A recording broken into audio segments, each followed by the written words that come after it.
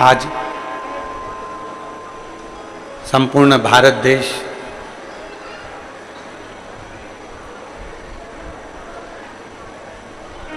अपनी स्वतंत्रता का 78वां वर्षगांठ मना रहा है।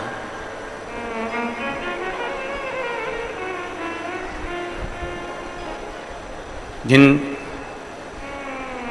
स्वतंत्रता सेनानियों ने अपने अपने जीवन की आहुति देकर आप और हमको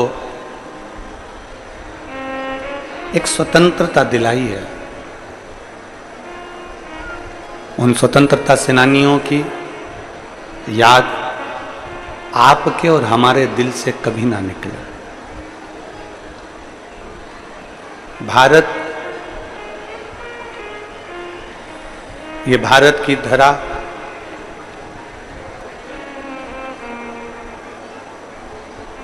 इतनी उन्नति की ओर आगे बढ़े, इतनी उन्नति की ओर आगे बढ़े कि जैसे आज हमारा देश संपूर्ण देशों में प्रथम गिना जाता है, ऐसे ही आगे और गिनता रहे और आगे बढ़ता रहे। संपूर्ण देशवासियों को आज स्वतंत्रता दिवस की बहुत बहुत बधाई। आपके हृदय में राष्ट्र की भक्ति सदा विराजमान। और हम फिर निवेदन करेंगे, शिव भक्ति से भी बड़ी है राष्ट्र भक्ति। भगवान की भक्ति से भी बड़ी है राष्ट्र भक्ति, कि अपने राष्ट्र को मजबूत बनाने का प्रयास किया जाए, चाहे वो धर्म के क्षेत्र में हो, आर्थिक व्यवस्था के क्षेत्र में हो, राजनीतिक व्यवस्थाओं के क्षेत्र में हो, चाहे कोई भी क्षेत्र हो, उसमें हमारा राष्ट्र, हमारा देश, भारत देश आगे बढ़े और मजबूत हो। भारत माता की ये एक समर्पण का एक आनंद हो। 5 दिवसीय शिव महापुराण की कथा नया रायपुर गनौद में चल रही है, जिसका 4था दिवस है, 4था दिन। कथा में 7 दिन की कथा होती है, तो उसमें 6ठी रात्रि शिवरात्रि मान्य होती है। 5 दिन की कथा होती है तो उसमें 4th रात्रि शिवरात्रि मान्य होती है। कल सुबह 8 बजे से 11 बजे तक कथा चलेगी, 11 बजे विराम हो जाएगी।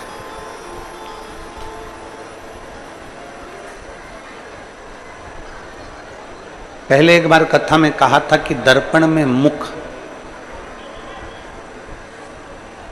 और संसार में सुख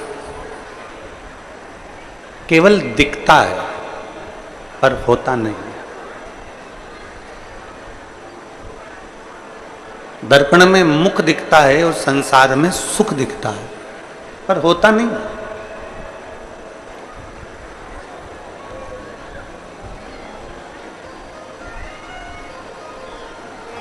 ये तो जो अनुभव किया जाए, दर्पण में मुख नहीं होता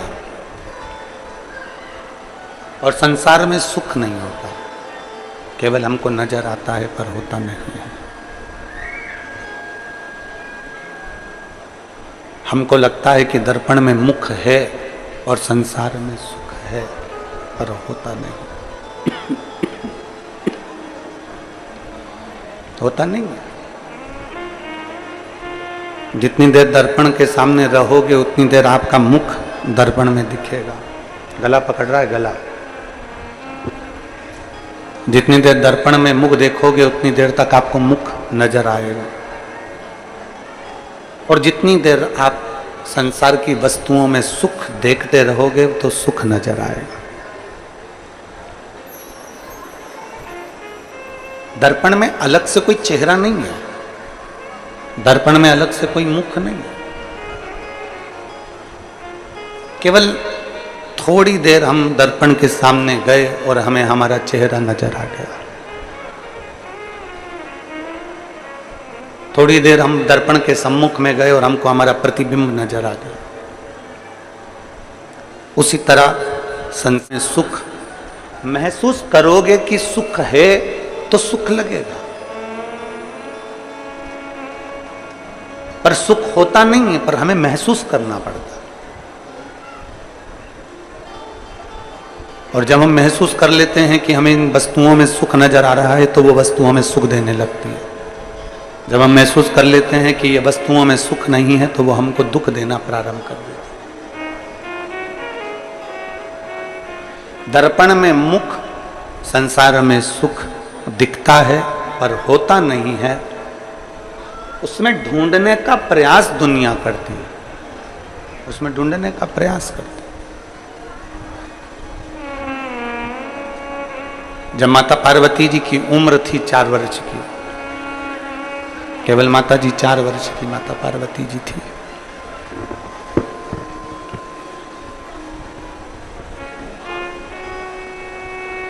और 4 वर्ष की माता पार्वती जी 4 वर्ष की अवस्था में 4 वर्ष की अवस्था में उन्होंने जब भगवान शिव के पार्थिव शिवलिंग का पूजन करना प्रारंभ करा, पार्थिव शिवलिंग का निर्माण करना प्रारंभ करा, पार्थिव शिवलिंग का पूजन करना और उनका निर्माण कर कर उसके पूजन में उन्होंने चित्त लगाना प्रारंभ करा, मन लगाना प्रारंभ करा।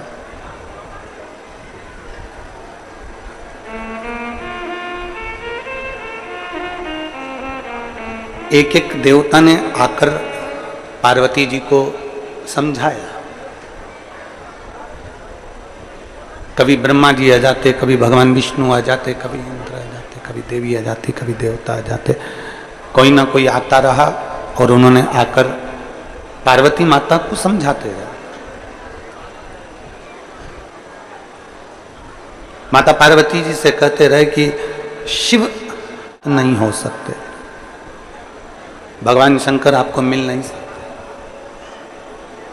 पर जिस समय शिव महापुराण की कथा कहती है कि जिस समय व्यक्ति ठान लेता है कि इस पाषाण में, इस पत्थर में, इस लकड़ी में, इस स्थान पर भगवान है, अगर उसने ठान लिया कि यहाँ भगवान है तो उस भगवान को भी वहां आकर दर्शन देना ही पड़ता है, भगवान को वहां पहुंचना ही पड़ता है। एक कथा हमने पहले कथा में वर्णन करा था, आप लोगों के स्मरण में होगा, जिन्होंने सुनी होगी उसके चित्तवृत्ति में होगा कि पांडव जब वन गए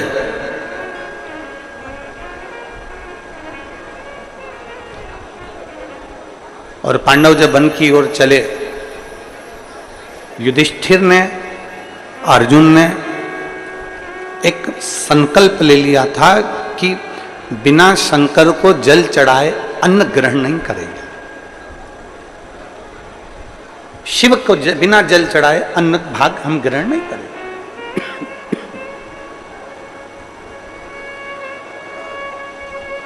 जब तक हम भगवान देवदेव महादेव को जल नहीं चढ़ा देते तब तक हम अन्न भाग को ग्रहण नहीं कर सकते, हम ग्रहण नहीं करेंगे।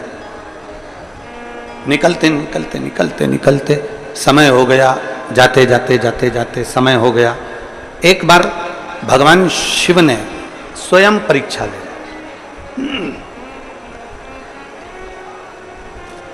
भगवान शंकर ने परीक्षा ली, भगवान शंकर ने परीक्षा ली कि भगवान देवादिदेव महादेव ने परीक्षा ली कि मैं देखूं कि इनकी भक्ति कितनी प्रबल है।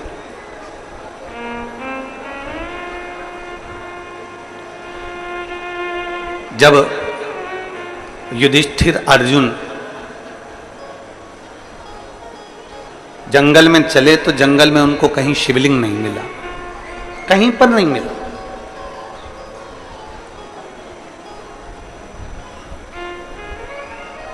पूरे जंगल में ढूंढ ढूंढ के थक गए पर कहीं उनको शंकर भगवान का शिवलिंग का दर्शन नहीं हुआ। भीम के पास में सूचना गई और भीम के पास में जब सूचना जाती है, भीम के पास में जब सूचना पहुंचती है कि युधिष्ठिर और अर्जुन भूखे हैं और उन्होंने भोजन ग्रहण नहीं किया। क्यों नहीं करा? क्योंकि उनको कोई शिवलिंग नहीं मिला। उनको कोई शिवलिंग नहीं मिला। भीम के पास सूचना गई तो भीम ने एक लकड़ी के वृक्ष को काटकर उसका जो जड़ थी उस जड़ को शिवलिंग की आकृति का बना दिया, शिवलिंग की आकृति का उसको बनाया और शिवलिंग की आकृति का बनाकर युधिष्ठिर और अर्जुन से कह दिया कि ये शिवलिंग है, इसका पूजन करिए।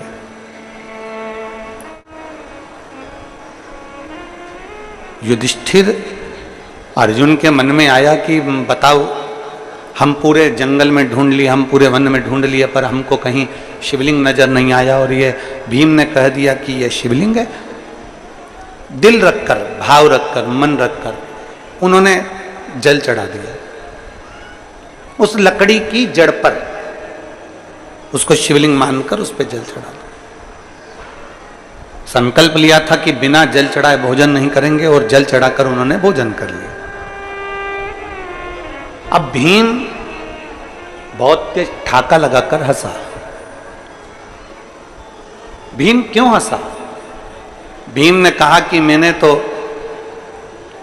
तुमको पागल बना दिया, वो शिवलिंग है ही नहीं, वो तो लकड़ी को मैंने पेड़ को काट दिया और उसकी जो जड़ थी उसी जड़ को मैंने वहीं की वहीं उस जड़ का मैंने शिवलिंग बना दिया। मैंने तो तुमको पागल बना दिया। वहां शिवलिंग था ही नहीं। भीम खूब हंसा, ठाका लगाकर खूब हंसा।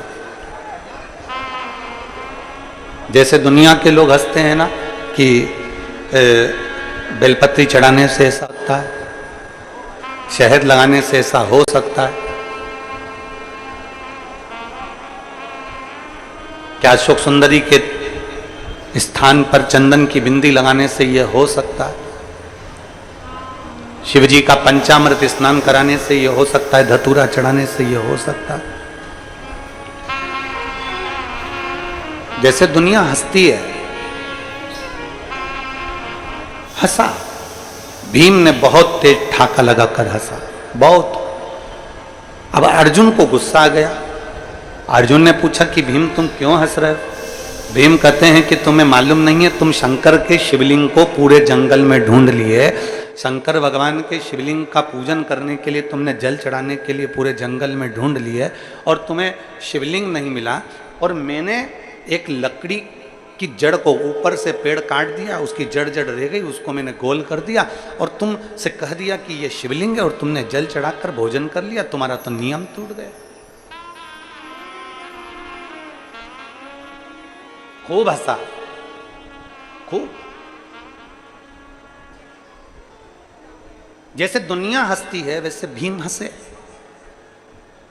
युधिष्ठिर और अर्जुन से जैसे ही कहा कि मैंने तो तुमको पागल बनाया, मैंने तो तुमको बेवकूफ बना दिया कि तुमसे कह दिया कि ये शिवलिंग है और तुम जल चढ़ा दो, और तुमने चढ़ा भी लिया और भोजन भी कर लिया, और वो तो शिवलिंग था ही नहीं।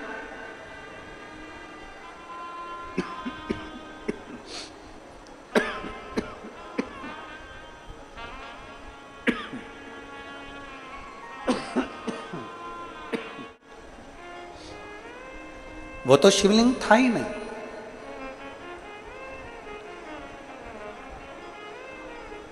अर्जुन और भीम ने कहा कि अब तुमने कह दिया कि ये शिवलिंग है, मैंने मान लिया कि ये शिवलिंग है। मानो तो गंगा मां हूं और ना मानो तो बहता पानी। तुमने कहा, मैंने मान लिया। व्यासपीठ से बोला गया कि शंकर भगवान को ऐसे बेलपत्र चढ़ाना या सफेद आंकड़े की जड़ का प्रयोग करना या चंदन का प्रयोग करना या इसका प्रयोग करना, और तुमने मान कर भगवान शंकर की पूजन कर ली, मतलब तुमने शिव मान लिया तो भगवान ने भी तुम्हारी बात को मान लिया और तुम्हारी झोली भर दी। मानो तो गंगा मां हूं, ना मानो तो बहता पानी। आप मानोगे तो शिव है ना।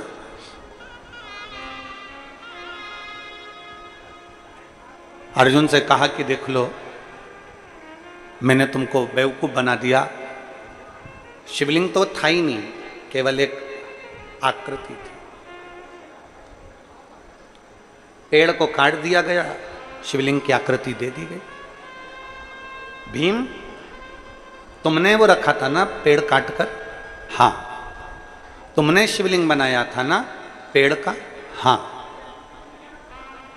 अर्जुन ने कहा युधिष्ठिर के सामने कहा, भैया अगर हमने सच्चे दिल से शिवलिंग मानकर अगर उस पर जल चढ़ाया है, सच्चे दिल से अगर हमने शिवलिंग मानकर जल चढ़ाया है, और भीम उसको लकड़ी कह रहा है, भीम उसको वृक्ष की जड़ कह रहा है, हमने सच्चे दिल से अगर जल चढ़ाया है और भीम के लिए वो लकड़ी का गुल्ला है, भीम के लिए वो लकड़ी का गुट्टा है, भीम के लिए वो लकड़ी का जड़ है, तो भीम ने उसको रखा है, तो अगर हमने सच्चे दिल से अगर जल चढ़ाया होगा तो वो शंकर वहीं अजर और अमर के रूप में विराजमान हो जाएगा, नहीं तो हिल जाएगा।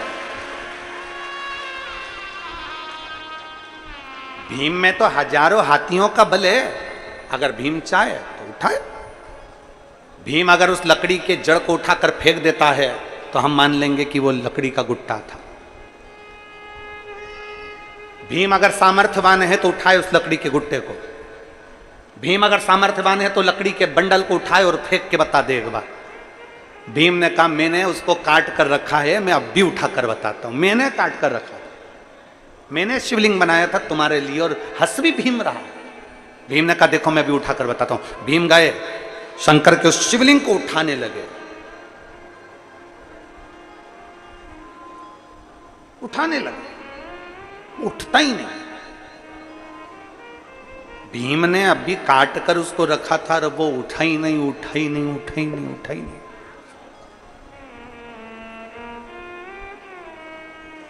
आखिरी में भीम थक गया, भीम थक गया और अर्जुन के पास आकर बोले कि ये लकड़ी का जो मैंने गुट्टा बनाकर रखा था, मैंने एक शिवलिंग बनाकर रखा था, वो तो मुझसे उठता नहीं है। युधिष्ठिर ने कहा भीम तुम समझते नहीं हो, एक छोटे से पत्थर के टुकड़े पर भी संसार का व्यक्ति, संसार का मनुष्य शिव समझकर अगर जल चढ़ा देता है तो वो शिवलिंग ही बन जाता है, वो शिवलिंग ही बन जाता है। शंकर को ढूंढने के लिए कहीं जाने की जरूरत नहीं है, कंकर में शंकर है। शंकर भगवान को ढूंढने जाने के लिए कहीं जरूरत नहीं है, शिव सब में समाया, हर एक में समाया। कल भी एक बात कही थी, परसों भी एक बात कही थी कि तुम्हारे घर में जो शिवलिंग है उसको केवल साधारण शिवलिंग मत समझो। तुम्हारे घर में अगर कुबेरेश्वर धाम का कंकर है या माँ रेवा का कंकर है या माँ नर्मदा का कोई कंकर तुम्हारे घर में विराजमान है या कुबेरेश्वर धाम का कोई कंकर विराजमान है या कोई शिवलिंग तुम्हारे घर में विराजमान है, उसको कम ना समझिए।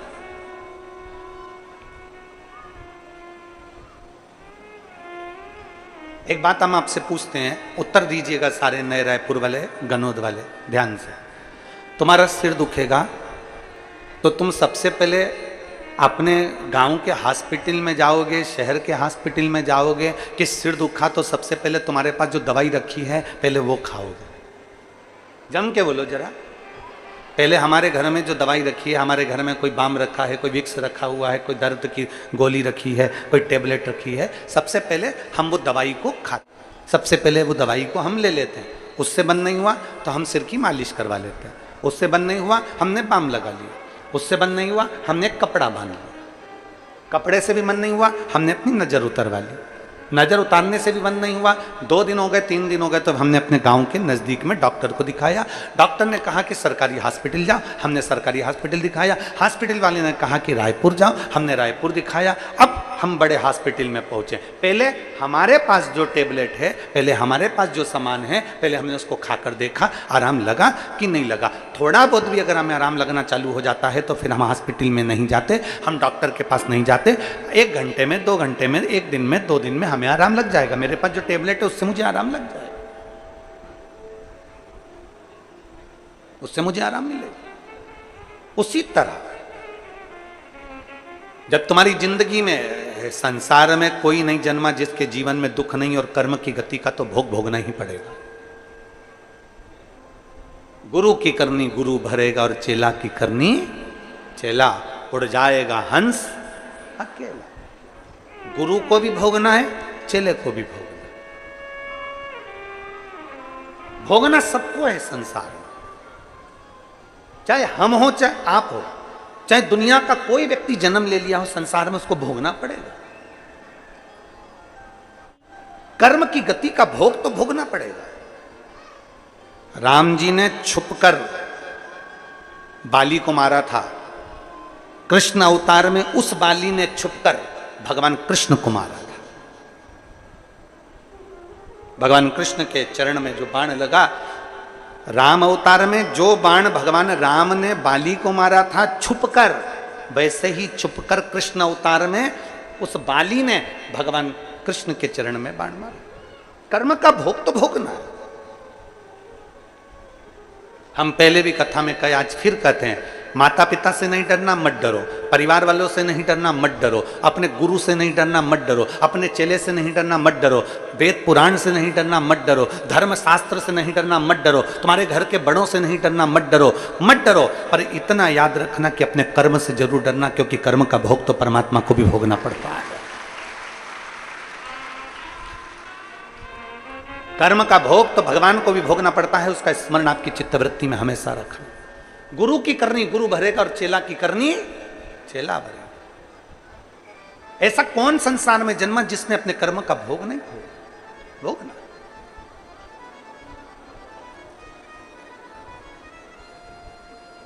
इसीलिए फिर कहेंगे, मत बुरे कर्म कर बंदे वरना पछताएगा, भगवान की आंखों से तू बच नहीं पाएगा, तू बच नहीं पाएगा। अरे ओ ज्ञानी मत करना, अरे ओ अज्ञानी मत करना, तेरे कर्म का फल भी तू ही पाएगा, जैसा किया तूने तेरे आगे आएगा। मत बुरे कर्म कर वरना पछताएगा, भगवान की आंखों से तू बच नहीं पाएगा, तू बच नहीं पाएगा। अरे ओ अज्ञानी मत करना, अपने कर्म का भोग अपने को भोगना। गुरु की कर्म गति गुरु भोगेगा, चेला की कर्म गति चेला भोगेगा। सबको अपना कर्म भोगना। कोई प्रारंभ में भोग लेगा, कोई बाद में भोग लेगा, पर भोगना। कर्म की गति कही। अब आप उसको इसलिए निवेदन करता है कि पहले अपने घर में जो शिवलिंग है, अपने घर में जो शंकर जी विराजमान है, आप उसको शिव मानकर पूजो। आप उसको देवादिदेव महादेव मानकर पूजिए। अपने घर में जो शंकर भगवान का शिवलिंग है, उसको आप शिव मानकर जब भजेंगे, कंकर शंकर को जब शिव मानकर भजेंगे, तो वहां वो अपना फल देना प्रारंभ कर देता है। मानो तो मैं गंगा मां हूं, ना मानो तो बहता। आप मानो तो गंगा, आप नहीं मानेंगे तो पानी बह रहा है, रेगुलर चल रही है, नदी बह रही है, गंगा जी बह रही है। जिसने मान लिया कि गंगा है तो वो गंगा। आप अपनी चित्त वृत्ति में लेकर आ जाओ।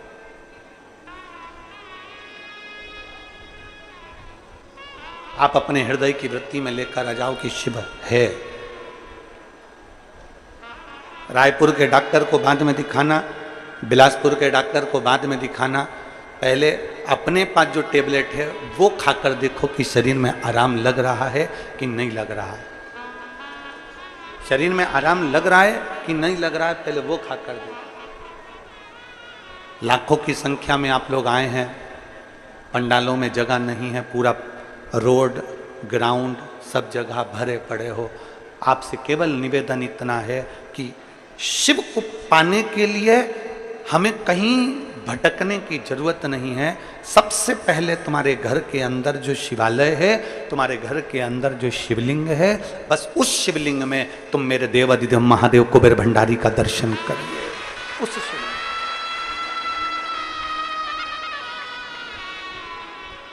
वो महादेव का दर्शन करिए। और मैंने ते ही भरोसे बाबा तेरे ही भरोसे हवा बिच उड़ती जावांगी बाबा डोर तो छड़ी मैं कटी जावांगी भोले मैं तेरी पतंग शंभू मैं तेरी पतंग हवा बिच उड़ती जावांगी बाबा डोर मैं कटी जावांगी भोले मैं तेरी पतंग शंभो मैं तेरी पतंग। शिव को पाने के लिए शिव को भीतर उतारना पड़ेगा। रामचरितमानस यदि आपने पढ़ी हो, रामचरितमानस का स्मरण करा हो, रामचरितमानस का आपने अगर पाठन करा हो, पढ़ा हो, सुना हो, तो उसमें आता है शंकर विश्वास रूपिणो। शिव विश्वास है और माता पार्वती श्रद्धा है।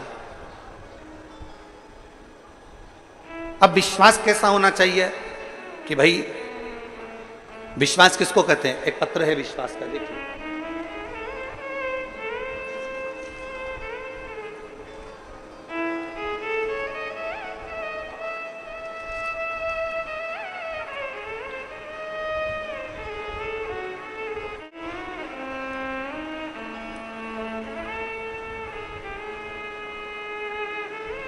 विमला मेहरा, विमला मेहरा परमानंद मेहरा पति का नाम है। मोबाइल नंबर है ये, और ग्राम लोइंग जिला रायगढ़ छत्तीसगढ़ के निवासी हैं। विमला मेहरा, मोबाइल नंबर ये है। परमानंद मेहरा, ग्राम लोइंग जिला रायगढ़ छत्तीसगढ़ के निवासी। कहीं बैठी हैं? हाँ जी, दिख गई। एक ऐसा हाथ हिला दीजिए। आ जाओ, एक बेलपत्र ले जाना। आ जाइए, आ जाओ। मैं विमला मेहरा, मेरे पति का नाम परमानंद मेहरा, मेरी उम्र 54 वर्ष है। मैं ग्राम लोइंग जिला रायगढ़ के निवासी हूँ। शरीर में बहुत अस्वस्थ रहती थी गुरुदेव, तो रायपुर आई और सोनोग्राफी में पता चला कि मेरे गर्भाशय में गांठ है। गांठ की बायोप्सी करवाई तो पता चला कि मुझे कैंसर है। जब बायोप्सी से पता चला कि मुझे कैंसर हो गया है और यूट्रस का कैंसर है, हम पूरी तरह से हार गए गुरुदेव। डॉक्टर ने कह दिया कि तुम्हारे इतना शरीर में बल नहीं है और छोटी सी जिंदगी है, क्या करूं मैं? पहले तो डॉक्टर ने कह दिया कि तुम्हारा ऑपरेशन का भी शरीर नहीं है कि ऑपरेशन करा जाए, पर देवरानी पद्मनी मेहरा ने मुझे पशुपतिनाथ के व्रत के बारे में बताया और मेरी देवरानी ने और हमने पशुपतिनाथ का व्रत किया। भोलेनाथ जी के मंदिर जाते, पशुपतिनाथ का व्रत करते। यूट्रस का कैंसर, डॉक्टर के हिसाब से ऑपरेशन भी मुश्किल है शरीर की अवस्था देखकर, परंतु डॉक्टर बोले अगर हो सकता है तुम्हारा शरीर अगर थोड़ा बहुत ठीक होगा तो हम ऑपरेशन करेंगे। हमने पशुपतिनाथ बाबा से विनती करी कि कुछ भी कर कर, डॉक्टर बोल रहा है कि ऑपरेशन जरूरी है तो ऑपरेशन करा दीजिए, मना नहीं है, पर बाबा संभाल लीजिए। रोज जल पिया, बाबा से विनती करी। तब इसी बीच में दूसरे डॉक्टर से मिलना हुआ, फिर डॉक्टर से वापस उसी हॉस्पिटल में गए जहाँ कैंसर बताया था, और गर्भाशय के ऑपरेशन की डॉक्टर ने हाँ भर दी। पहले तो डॉक्टर हाँ ही नहीं भर रहा था, फिर हाँ भरी। हाँ भरने के बाद हमने ऑपरेशन करवा लिया, गर्भाशय निकलवा दिया, पर ठीक नहीं हुआ। जब शरीर ठीक नहीं हुआ तो डॉक्टर के हिसाब से डॉक्टर ने कह दिया कि अब कोई उम्मीद नहीं है, क्योंकि इतने दिन में तो आराम लग जाना था, पर आराम नहीं लग रहा, मतलब बहुत ज्यादा मात्रा में फैला हुआ। अब करें क्या? पहले तो हमने भगवान शिव से कहा कि ऑपरेशन करा दो, और बाबा ने ऑपरेशन भी करा दिया। अब इतनी बुरी हालत हो गई तो करें क्या? तब बाबा पर विश्वास रखकर, बाबा पर फिर हिम्मत कर कर बाबा के हॉस्पिटल से वापस घर चली गई, और घर जाकर परिवार के साथ मिलकर शिव जी के मंदिर धीरे धीरे जाती, जल चढ़ाती, बाबा का जल लेकर नंदी के पास बैठकर पीना चालू करा, एक बेलपत्र खाना प्रारंभ करा। और डॉक्टर ने तो मुझे थोड़ा सा समय जीने के लिए दिया था, मेरे बाबा ने आज मुझे 2 वर्ष में पूरा ठीक कर दिया। मैं बाबा को धन्यवाद देने के लिए आई। मेरी जिंदगी का थोड़ा सा समय दिया था डॉक्टर ने, पर आज मुझे 2 वर्ष निकल गए। मैं ऐसा कोई दिन नहीं जाता जिस दिन मंदिर नहीं जाती, जिस दिन बाबा का जल नहीं पीती। दुनिया का कोई व्यक्ति मुझसे पूछे कि शंकर पे चढ़े हुए जल पीने का फल क्या होता है, तो मैं बताती हूं कि डॉक्टर ने मुझे केवल थोड़े से दिन दिए थे, और मैं आज 2 साल से जीवित हूं। ये शिव के जल का प्रताप, ये उसकी उदारता। एक लाइन अच्छी लिखी है, आप और हम गुनगुना लेते हैं। खाली ना जाता कोई दर से तुम्हारे, खाली न जाता कोई दर से तुम्हारे, मैं भी खड़ी हूँ नहीं बाएं पसारे, अपने गले से लगा लो, गिरी जा रही हूँ उठा लो,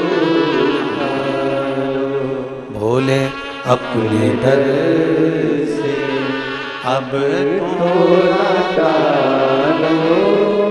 गिरा जा रहा हूँ उठा लो। कोई हमसे पूछे कि विश्वास किसको कहते हैं, शंकर के ऊपर करा हुआ भरोसा किसको कहते हैं, शिव की दृढ़ता किसको कहते हैं?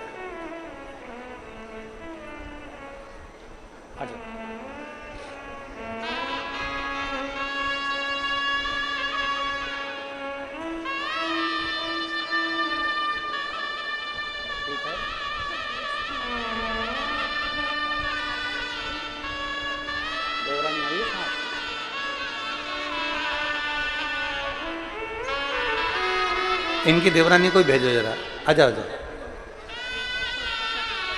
जिस देवरानी ने इनको बताया कि पशुपतिनाथ का व्रत कर जीजी, तेरे संकट मिटेंगे, उस देवता हम भी तो मिले।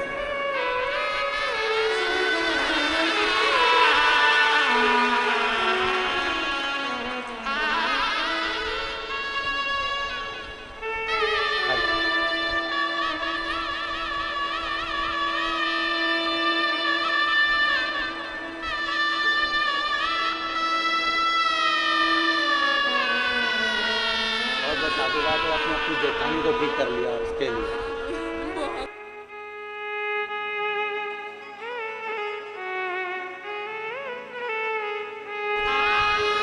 और रिश्ता तेरा मेरा सबसे प्यारा, रिश्ता तेरा मेरा सबसे प्यारा, तू मेरा बाबा मैं हूँ तेरा लाला, मैं हूँ तेरा लाला, तू मेरा बाबा मैं हूँ तेरा लाला, मैं हूँ तेरा लाला।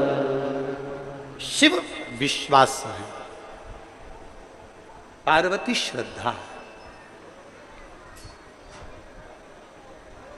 बिना विश्वास के दुनिया में कुछ भी नहीं है।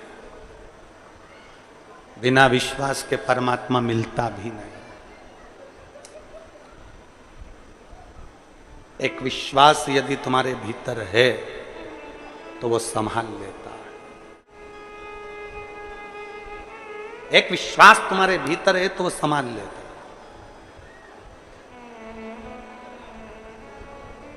विश्वास है तो परमात्मा मिलेगा, वरना नहीं मिलेगा। एक महाराष्ट्र में एक कथा थी 2 साल पहले, और 2 वर्ष पहले जब वो कथा थी तो धूलिया से आगे के क्रम में वो कथा थी, तो वहाँ जिस यजमान ने कथा ली थी उस यजमान के पास कथा करवाते करवाते समय निश्चित हो गया और कुछ व्यवस्था नहीं हो पाई। पत्र आया सीहोर कि कथा नजदीक है, व्यवस्था नहीं। सूचना जब हमारे पास आई तो हमने आशीष जी से कहा, उनको पत्र लिखकर बोलो कथा तुमने नहीं ली है, कथा भोलेनाथ ने ली है। तुम मत डोलना, करवा वो देगा। तुम्हारा अगर विश्वास पक्का है तो वो कहीं से भी आएगा, कैसे भी आएगा और कथा करवा कर जाएगा। व्यवस्था भी वही करेगा, सब कुछ वही करेगा। पर व्यक्ति का विश्वास डोल जाता है, अंत समय तक डोल जाता है कि अब बस का नहीं। उसने ली है, आपने नहीं। विश्वास मत डोलने देना, विश्वास मत खत्म होने देना। और अंत समय प्रभु वचन दिया तो निभाना पड़ेगा। आए ना आए प्रभु कुटुंब कभी ना, अंत समय प्रभु आना पड़ेगा। द्रौपदी का चीर खींचा गया, खूब खींचा गया, सारी सभा के सामने खींचा गया। काका ससुर थे, काकी सास थी, गुरुजी थे, भीष्म पितामह थे, पांडव थे, सब कुछ थे, फिर भी चीर खींचा जा रहा था। आखिरी में द्रौपदी जब डोलने लगी तब द्रौपदी ने विचार करा कि मैं करूं तो करूं क्या। तब उसको याद आ गया कि गुरु ने कहा था कि विश्वास खत्म मत करना, तो परमात्मा को आना ही पड़ेगा। फिर उसने सोच लिया कि अब विश्वास खत्म नहीं कर सकती, अब मैं उसको पुकारूंगी और वो आएगा। आया, चीर भी बढ़ाया, लाज भी रखी और आशीर्वाद भी दिया। हम डोल जाते हैं, हम सोचते हैं कि अब अपने बस का नहीं है। उसके भरोसे चलो, उसके भरोसे, उसके आश्रित होकर चलो।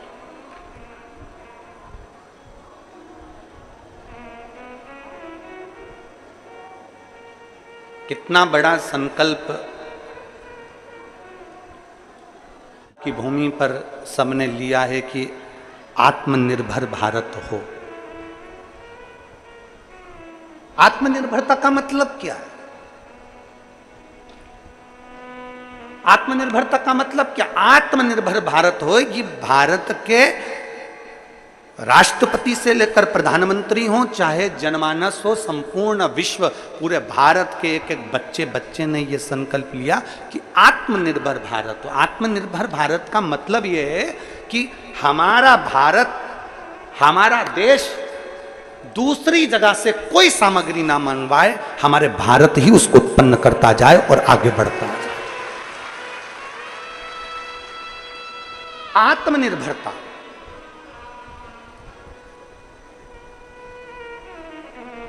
छत्तीसगढ़ को क्या कहते हैं? धान का, जम के बोलो जरा, धान का कटोरा। पर जितने धान के कटोरे वाले हैं, जिन्होंने खेती करना थी, जो खेती करने वाले थे, उन्होंने अपनी जमीन बेच बेच के शहर चले गए। जमीन कोई करने वाला बचा नहीं। अब धीरे धीरे धान का कटोरा सुकड़ता जा रहा है, छोटा होते जा रहा है। उसमें अपनी जवाबदारी होना चाहिए कि शहर में वो सुख नहीं है जो अपने गांव में है। शहर में वो सुख नहीं है जो अपनी जमीन पर है, शहर में वो सुख नहीं जो अपनी भूमि पर है। आत्मनिर्भर बनो।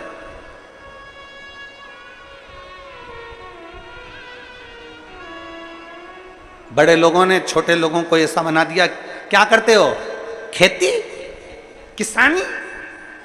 अरे तुम क्या करते हो? तो का नौकरी। वो किसानी अपने दिल का मालिक है और तू नौकरी कर रहा है दूसरे के दिल का मालिक है। किसानी नौकरी दोनों में अंतर है। मेरे जितने बहन भाई यहां किसान बैठे हुए हैं जो धान बोते हैं, फसल लगाते हैं, खेती करते हैं, उनके चरणों को मैं नमन करता हूं, क्योंकि किसानी का बीज मेरे शंकर ने बोया है। भगवान नारायण बैकुंठ में रहते हैं, ब्रह्मा ब्रह्मलोक में रहते हैं, इंद्र इंद्रलोक में रहते हैं, पृथ्वी पर रहते हैं मेरे देवादिदेव महादेव। जब पृथ्वी पर देवादिदेव महादेव रहते हैं तो उन्होंने अपने पास में नंदी रखा है। नंदी मतलब बेल। बेल क्यों रखा? क्योंकि प्रथम फसल बोने का हकदार मेरा शंकर है, पहला किसान मेरा शिव है।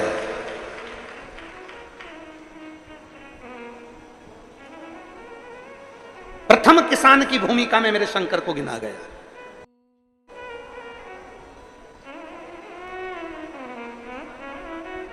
और बोलो ईमानदारी से बोलो रे, जितने बैठे हैं पुराने किसान, ट्रैक्टर से मत गिनो। पहले के जमाने में गिनते थे, जिनके घर में बैल होता था वो जमींदार होता था। पहले के समय में जिसके घर बैल होता था, जमीन होती थी, वो जमींदार होता था।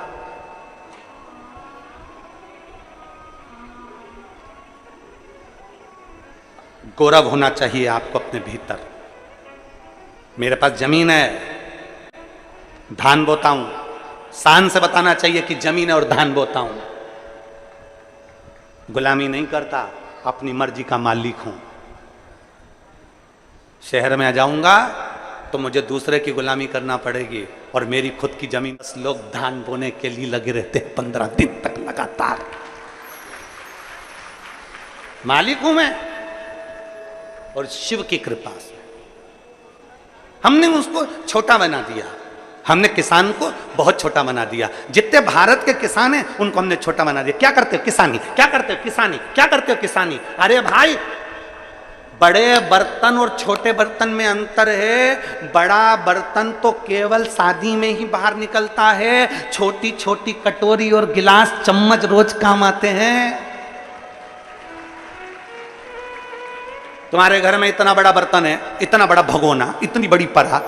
तुम में से कितने लोग हैं जिनके घर में रोज वो भगोने में रोटी बनती है, सब्जी बनती है? बोलो बोलो ईमानदारी से बोलो। बनती है रोज? नहीं। घर में शादी हो, जन्मदिन हो, पार्टी हो, कुछ हो, तब वो बड़ा भगोना निकलता है, बड़ा बर्तन निकलता है, बड़ी परात निकलती है, बड़ा भट्टा निकलता है, बड़े बड़े वो निकलते हैं करछे, बड़े बड़े पात्र निकलते हैं, बड़ी बड़ी बाल्टियां निकलती है, बड़े बड़ी टंकी निकलती है। जब घर में कोई बड़ा फंक्शन होता है तब वो बड़ा बर्तन निकलता है। रोज बड़े बर्तन काम आते हैं क्या? जम के बोलो जरा, कौन से बर्तन काम आते हैं? छोटे, कटोरी, चम्मच, गिलास, चक्कू, चिमटा, संसी और वो तवा, बेलन, छोटे छोटे छोटे छोटे। इतनी सी भगोनी, 2 जनी की चाय बनाना इतनी सी भगोनी, 10 जनी की बनाना इतनी बड़ी भगोनी। छोटे छोटे बर्तन काम आते हैं। इसलिए मेरा बड़े लोगों से निवेदन है कि छोटे को मत भूलो। ये बड़े तो कभी कभी काम आते हैं, पर छोटे रोज काम आते हैं। बड़े कभी कभी काम आएंगे, पर छोटे रोज काम आएंगे। हमारे पास भी बहुत सूचना आती है, हमारे पास भी बहुत लोग खबर करते हैं, महाराज तुमसे जितने लोग जुड़े हुए हैं ना, ये सब किसान वर्ग हैं, साधक हैं। तुम्हारे से कोई भी करोड़पति, अमीर, लखपति, करोड़पति कोई ऐसा नहीं जुड़ा तुमसे कि जो करोड़पति अरबपति हो। तुम्हारे कोई ऐसा व्यक्ति नहीं जुड़ा। हमने कहा ये छोटे बर्तन ही काम के हैं, बड़े तो आखिरी में काम आते हैं। किस काम के? छोटे से बनकर चलिए, छोटे से जुड़कर चलिए।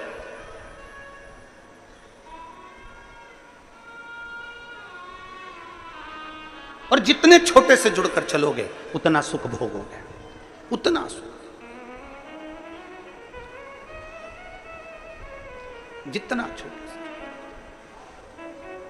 अपने भीतर की नम्रता, अपने भीतर का प्रेम समाप्त ना हो, विश्वास को प्रबल करने का प्रयास करिए। जिस दिन तुम्हारे भीतर का विश्वास प्रबल हो जाएगा उस दिन शिव मिल जाएगा। शंकर मिलते का इससे विश्वास से। पार्वती जी को समझाया गया, 4 वर्ष की अवस्था में माता पार्वती जी शंकर भगवान का पूजन कर रही हैं, आराधना कर रही हैं, और उनको कह दिया, भगवान विष्णु ने आकर, भगवान ब्रह्मा ने आकर, इंद्रदेव सब ने आकर समझाया, मत करो, शिव तुमको मिल नहीं सकते, शंकर भगवान तुम्हें प्राप्त नहीं हो सकते। स्वयं आत्मनिर्भर बनो, स्वयं विचार कर लो कि मैंने बाबा का भजन किया है। 4 वर्ष की माता पार्वती जी कहती हैं मैंने शंकर की आराधना करी है, मतलब मुझे शिव मिलेंगे जरूर, पक्का है मिलेंगे। एक पत्र है,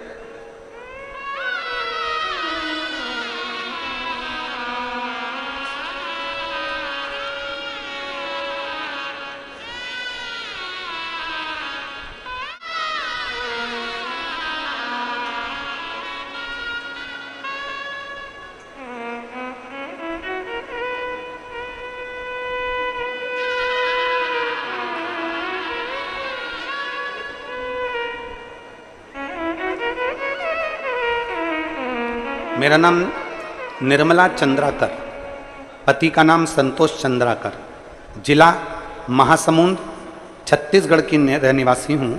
मेरा मोबाइल नंबर ये है। मेरा नाम निर्मला चंद्राकर, पति का नाम संतोष चंद्राकर, जिला महासमुंद, छत्तीसगढ़ की निवासी हूँ। मेरा मोबाइल नंबर ये है। कहीं बैठी हो तो हाथ हिला सकती हैं।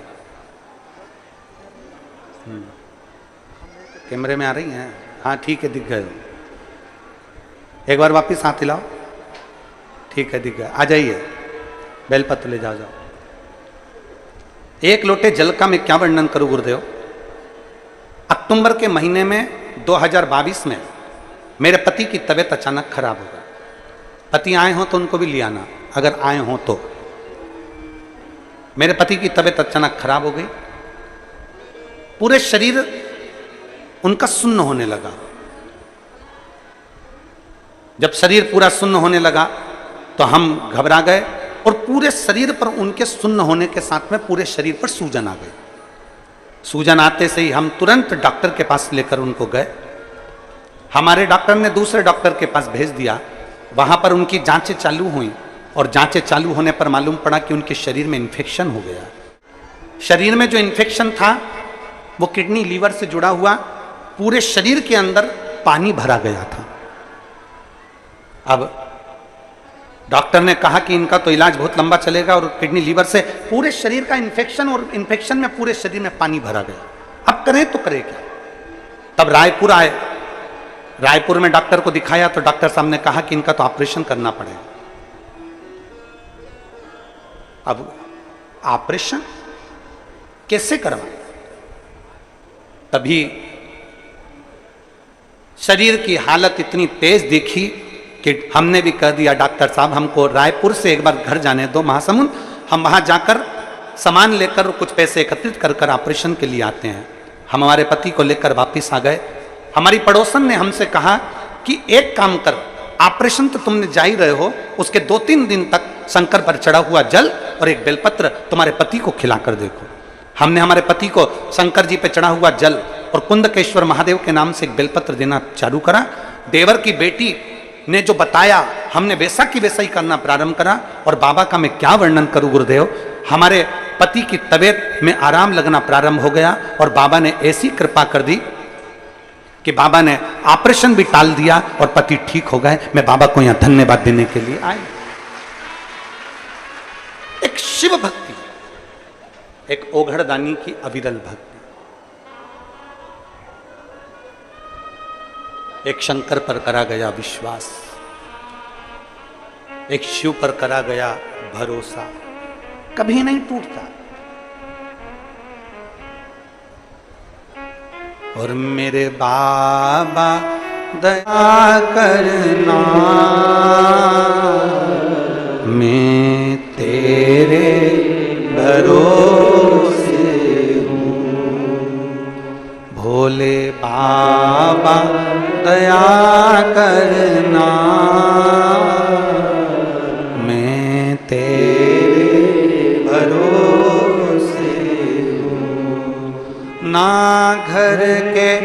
भरोसे हूँ, ना परिवार के भरोसे हूँ, ना घर के भरोसे हूँ, ना परिवार के भरोसे हूँ। मेरे बाबा दया करना, मैं तेरे भरोसे हूँ। भोले बाबा दया करना, मैं तेरे भरोसे। एक भरोसा दृढ़ हो जाए, विश्वास प्रखर हो जाए, और जब शंकर भगवान के प्रति भरोसा दृढ़ होता है। अब इस बहन ने निर्मला चंद्राकर ने पति श्री संतोष चंद्राकर, इन्होंने लिखा, इन्होंने अपने पत्र में लिखा कि हमें विश्वास नहीं था 1 महीने के अंदर क्या जल पीने से और बेलपत्र खाने से क्या कोई ठीक हो सकता। हमें विश्वास नहीं था, हमें भरोसा नहीं था। आ गए, आ जाओ, आ जाओ।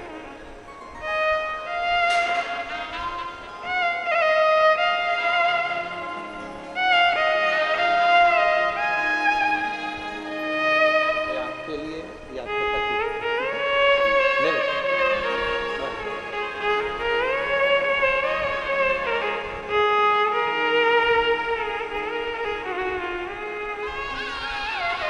इन्होंने पत्र में लिखा कि हमें भरोसा नहीं था, विश्वास नहीं था, पर पड़ोस में रहने वाली देवर की लड़की ने कहा कि एक बार शंकर के मंदिर जाना चालू करो, शिव पर 1 लोटा जल चढ़ाना प्रारंभ करो। लाखों की संख्या में आप पहुंचे हो और करोड़ों की संख्या में आस्था चैनल पर शिव भक्त कथा को सुन रहे हैं। मेरा संपूर्ण देशवासियों से और संपूर्ण विदेश में रहने वाले सभी शिव भक्तों से एक ही निवेदन है, रोज प्रतिदिन दुकान जाने से पहले, ऑफिस जाने से पहले, स्कूल जाने से पहले, घर में काम करने से पहले 1 लोटा जल घर में से भरो, अपने पास में जो शंकर का शिवालय हो वहां जाकर चढ़ाना चालू करो, सारे दुख अपने आप कटना प्रारंभ हो। वहां जाओ, चढ़ाओ, धीरे धीरे दुख कटना प्रारंभ हो जाए। तुम्हें कभी किसी के आगे हाथ नहीं फैलाना पड़ेगा, कभी तुम्हारे को किसी के आगे जाके अपना दुखड़ा सुनाना नहीं पड़ेगा कि मैं इससे दुखी हूं। बाबा से कहना, बाबा से बोलना, हां, हारना नहीं, विश्वास मत टूटने देना। कई लोग ऐसे भी बैठे हैं जो 2 बार 3 बार पशुपति व्रत कर लिया, नहीं हुआ काम तो उन्होंने सोचा शंकर जी के मंदिर जाना छोड़ दिया, शिव जी पे जल चढ़ाना छोड़ दिया। नहीं, विश्वास पूरा रखो, भरोसा होगा तो ही तो परमात्मा मिलेगा। अगर विश्वास नहीं होता ना तो घर के लोग भी ना, आप में से जितने लोग बैठे हैं ना, मैं इनसे कहूं कि तुम्हारे घर में तुम्हारी सास रहती है, तुम्हारे घर में तुम्हारा ससुर रहता है, तुम्हारे घर में तुम्हारा देवर रहता है, तुम्हारे घर में तुम्हारा जेठ जेठानी रहते हैं, देवर देवरानी रहते हैं, तुम्हारी ननंद नंदोई हैं, तुम्हारा परिवार है। मैं तुमसे कहूं अभी की अभी बोलूं, जाओ, अपनी सास तुम्हें इतना प्रेम करती है, तुम्हारा पति तुम्हें इतना प्रेम करता है, पत्नी तुम्हारी इतनी प्रेम करती है, तुम्हारा भाई तुम्हें इतना प्रेम करता है, तुम्हारे रिश्तेदार तुमसे इतना प्रेम करते हैं। जब तुम्हारा इतना उन पे विश्वास है तो मेरा निवेदन है अभी की अभी जाओ और जरा उनसे 5 लाख रुपए लाके बताओ। चलो 5 लाख भी जाने दो, तुम तो अभी की अभी अपनी सास के पास जाओ और जाके कहना मम्मी 1 लाख रुपए चाहिए, अभी की अभी दे मुझे।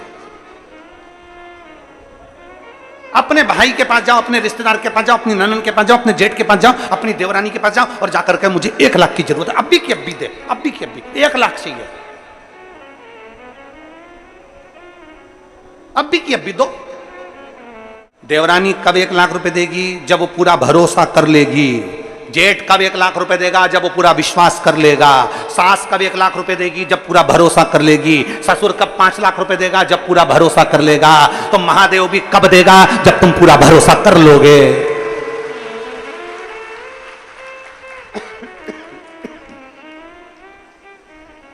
महादेव भी कब देंगे? जब तुम पूरा भरोसा कर लोगे। भरोसा ही नहीं है। अभी जल चढ़ा रहे हो, फिर किसी ने कह दिया कि जल मत चढ़ा, उन्होंने चढ़ाना बंद कर दिया। फिर किसी ने कह दिया जल चढ़ाने से ऐसा हो जाएगा, उसने चढ़ाना बंद कर दिया। मतलब तुम अभी विश्वास और अविश्वास के दो नावों में सवार हो रहे हो। अगर तुम्हारा विश्वास पक्का है, हमने सियोर वाले महाराज को सुना है, हमने कुबेरेश्वर बाबा को सुना है, हमने शिव महापुराण में पढ़ा है, हमने शंकर की कथा को अच्छे से सुना है, मतलब सुना है मतलब पक्का है कि शंकर मिलेगा जरूर। इसलिए मेरा विश्वास अब नहीं डोलाऊंगी, अब मैं 10 जगह नहीं जाऊंगी, अब मैं भटकूंगी नहीं,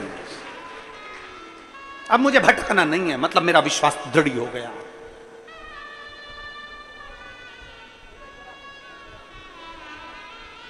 तुम्हारी सास भले करोड़पति हो, पर 1 लाख रुपए लाके तो बताओ। जाओ रिजी जीवन, जाओ, अब भी जाओ, जाओ 1 लाख रुपए देखे तो है।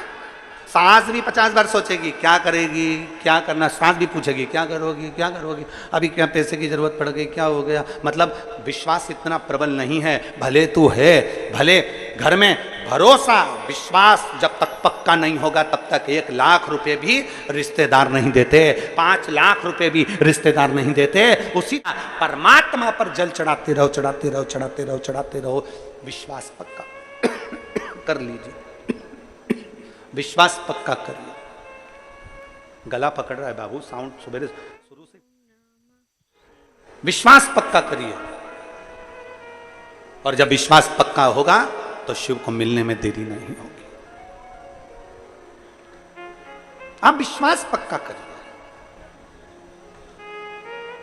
हमारा भरोसा पक्का नहीं हो पाता। हम थोड़े दिन तो शंकर जी के मंदिर जाते हैं, थोड़े दिन हम जल चढ़ाते हैं, थोड़े दिन हम भजन करते हैं, थोड़े दिन बाद हमारा विश्वास समाप्त हो जाता है। फिर हम कोई नया महाराज ढूंढते हैं, फिर नया कोई देवता ढूंढते हैं, फिर उस देवता के पास जाते हैं, फिर वहां से हम जाते हैं, फिर दूसरे के पास जाते हैं, फिर दूसरे से तीसरे के पास, तीसरे से चौथे के पास, चौथे से पांचवें के पास। ऐसे ही भ्रमण करते करते करते करते पूरी जिंदगी दुख में निकल जाती है, पर सुख सामने नहीं आ पाता। क्यों नहीं आता? क्योंकि हमारा भरोसा दृढ़ नहीं हो पाता,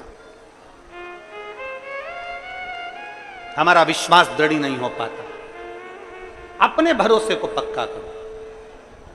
और मेरे बाबा, सब बोलिए, सब बोलो, मेरे बाबा दया करना, मैं तेरे भरोसे भोले बाबा दया करना,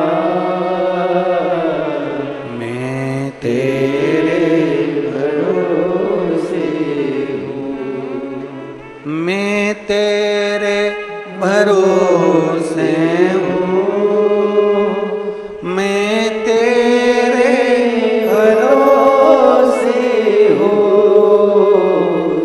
मैं तेरे भरोसे हूँ, मैं तेरे भरोसे हूँ।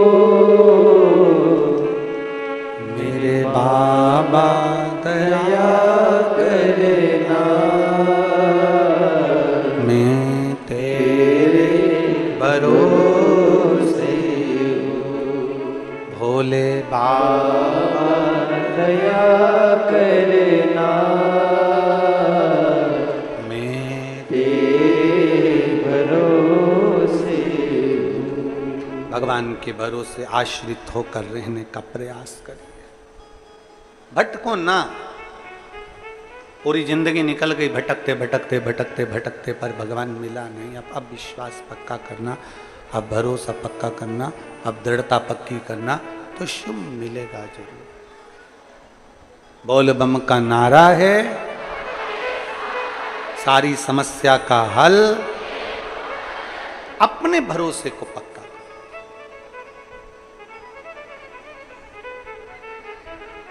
पार्वती जी ने कह दिया कि मैं शिव की भक्ति नहीं छोड़ सकती,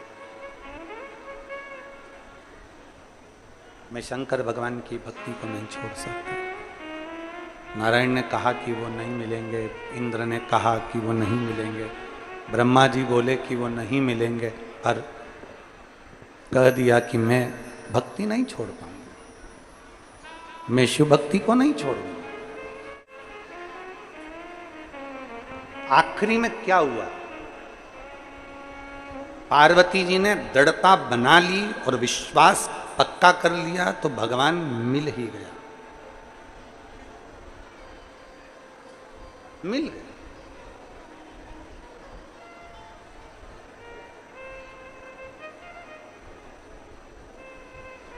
कलयुग का असर कहां दिखता है? बेटा माँ बाप का कहना ना माने, बेटा माँ बाप की ना सुने, बहू सास की ना सुने, सास बहू की ना सुने, बात ना माने, पत्नी पति की बात ना माने, पति पत्नी की बात ना माने, भाई भाई की बात ना माने, कर्मचारी ऑफिसर की बात ना माने, बहन भाई की बात ना माने। जब कोई परिवार में एक दूसरे की कोई सुनने को तैयार नहीं हो, कोई किसी की बात मानने को तैयार नहीं हो, तो समझ लेना कि तुम्हारे घर के अंदर कलयुग का प्रवेश हो गया। कलयुग प्रवेश कर गया, मतलब ये मान लीजिए कि कलयुग ने प्रवेश कर लिया। कोई किसी की बात मानने को तैयार नहीं, कोई किसी की बात में आने को तैयार नहीं, कलयुग प्रवेश कर गया। मतलब निश्चित है कि कलयुग ने प्रवेश कर लिया। कोई किसी को सुनना ही नहीं चाहता, कोई किसी को सुनना नहीं चाह रहा है।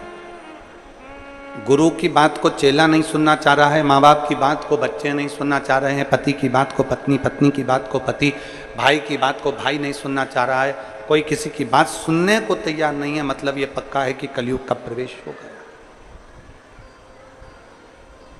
कलयुग का प्रवेश हो गया। कई माताएं कहती हैं, गुरुजी हमारी सास थी ना, जब तक पूरा परिवार एक साथ था, जब तक हमारे ससुर थे ना, जब पूरा परिवार एक साथ था, सब एक दूसरे की मानते थे, सब एक दूसरे की सुनते थे। पर जब से वो गई ना, तब से हमारा पूरा परिवार बेकार हो गया।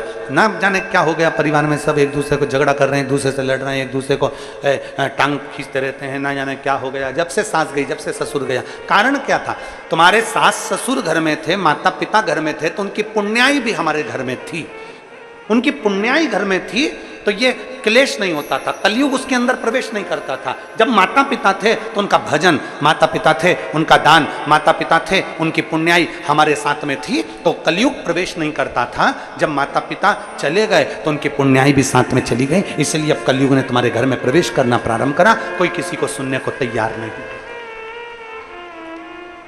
कोई किसी को सुनने को तैयार नहीं है, कोई किसी को समझने को तैयार नहीं है, कोई किसी को मानने को तैयार नहीं है।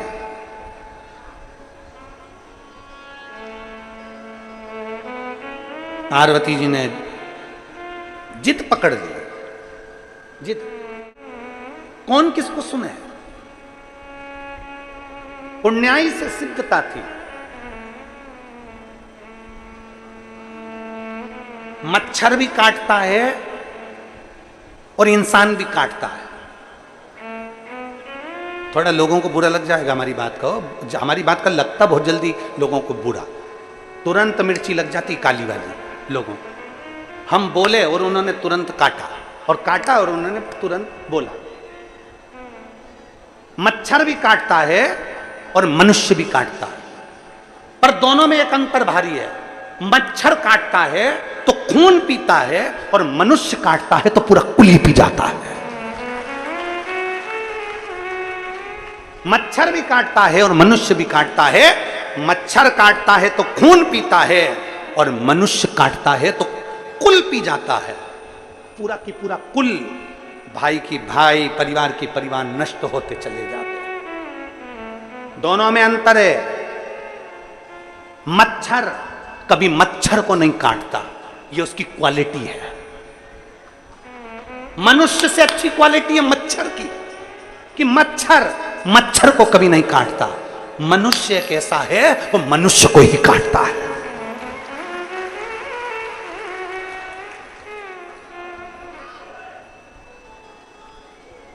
मनुष्य केवल एक ऐसा है, वो मनुष्य को ही काटता है, मनुष्य को। आपस में एक दूसरे को काटने में लगा हुआ है, आपस में समाज को, परिवार को, धर्म को, नीति को एक दूसरे को काटने में लगा हुआ है। उसने ये कह दिया काट दो, उसने ऐसा किया काट दो, उसने ऐसा बोल दिया। दिन भर 24 घंटे उसका एक ही काम है, दिन भर काटना, किसी की बुराइयां निकालना, बुराइयां निकालते रहो, निकालते रहो, निकालते रहो, निकालते रहो। कभी कभी तो ऐसा लगता है कि परमात्मा ने इनको जन्म ही केवल बुराई निकालने के लिए भेजा। अच्छा देखो ना,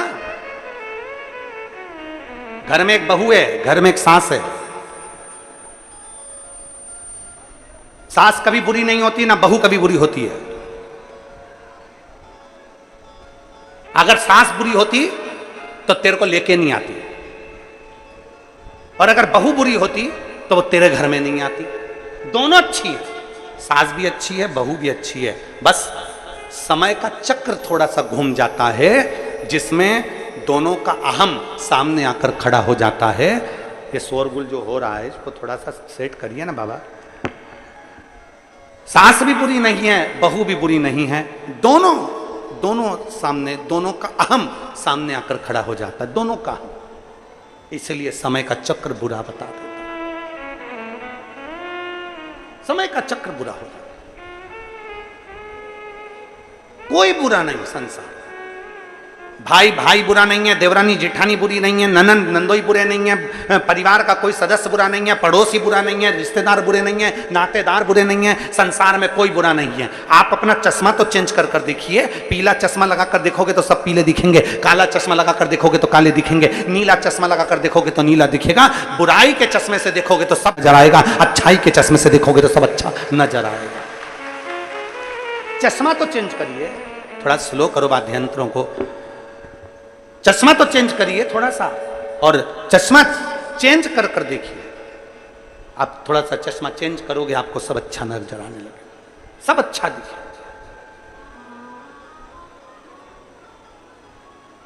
थोड़ी नेत्र की ज्योति को बदलने का प्रयास करिए, थोड़ा अपने आंखों को बदलने का प्रयास करिए, थोड़ा अच्छा देखने का प्रयास करिए। फिर निवेदन, मत बुरे कर्म कर बंदे वरना पछताएगा, भगवान की आंखों से तू बच नहीं पाएगा, तू बच नहीं पाएगा। अरे ओ अज्ञानी मत करना नानी, तेरे कर्म का फल भी तू ही पाएगा, जैसा किया तूने तेरे आगे आएगा।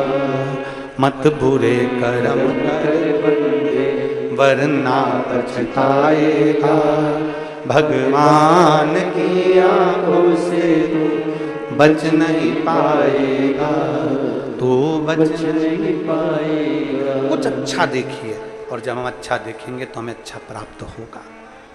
कुछ अच्छा देखने का प्रयास करेंगे तो अच्छा मिलेगा।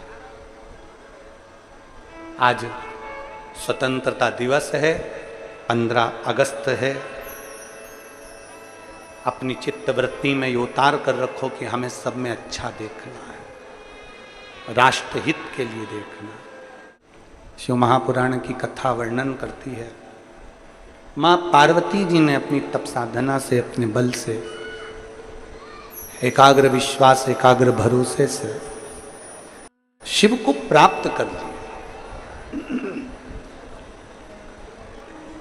हमारा विश्वास, हमारा भरोसा शिव के करीब में लेकर जाता।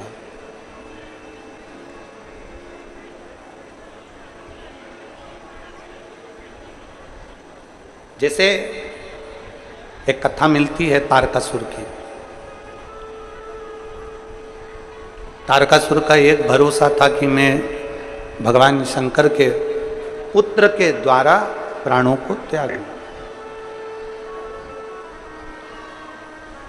एक भरोसा था, डीले कम करो।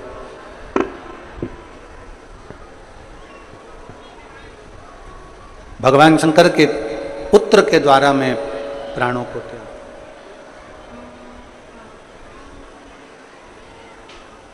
एक विश्वास,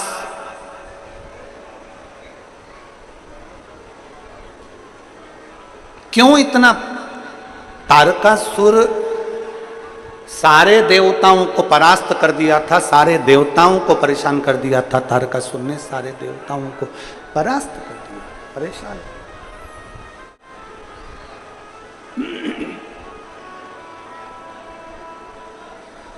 पर केवल एक ही थे भगवान देवाधिदेव महादेव, केवल एक शिव।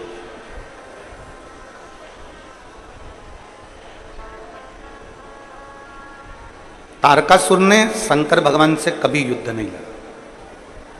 हाँ, बीच बीच में शंकर भगवान के पास में जब खबर जाती थी कि तारकासुर एक असुर है और बहुत उपद्रवी है, बहुत उपद्रवी, बहुत।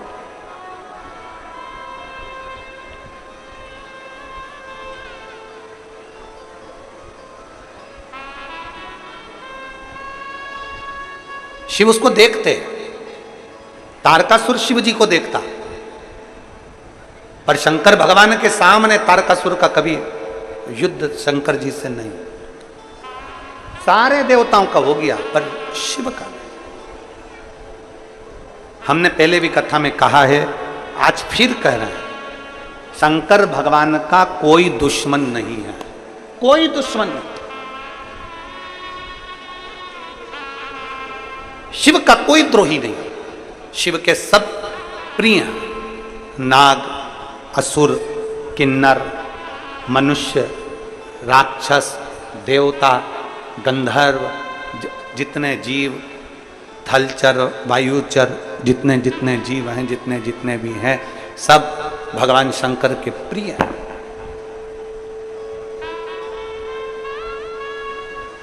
शिव का कोई द्रोही नहीं है, शंकर का कोई दुश्मन है।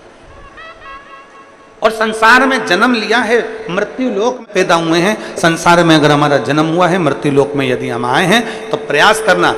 हमारा जब जन्म हुआ था तो क्या कोई हमारा दुश्मन था? जम के बोलो जी जी हो, था कोई दुश्मन? नहीं। जब हमारा जन्म हुआ था तब हमारा कोई द्रोही था? नहीं। जब हमारा जन्म हुआ था, माता की गोद में हम सोते थे, ना हमारा कोई दुश्मन था, ना हमारे साथ कोई दुश्मन पैदा हुआ, ना हमारे साथ में कोई द्रोही पैदा हुआ। जितने बनाए,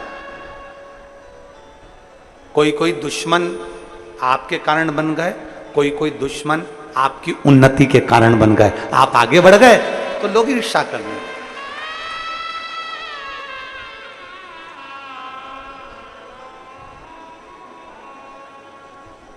और फिर निवेदन है, चाहने वाले जिंदगी में कम हो जाएं, चल जाएगा। चाहने वाले जिंदगी में कम हो जाएं, चल जाएगा। पर अपने निंदक, बुराई करने वाले, अपने दुश्मन कम नहीं होना चाहिए, तब आनंद नहीं है। चाहने वाले कम होंगे चलेगा, पर निंदक कम नहीं होना चाहिए।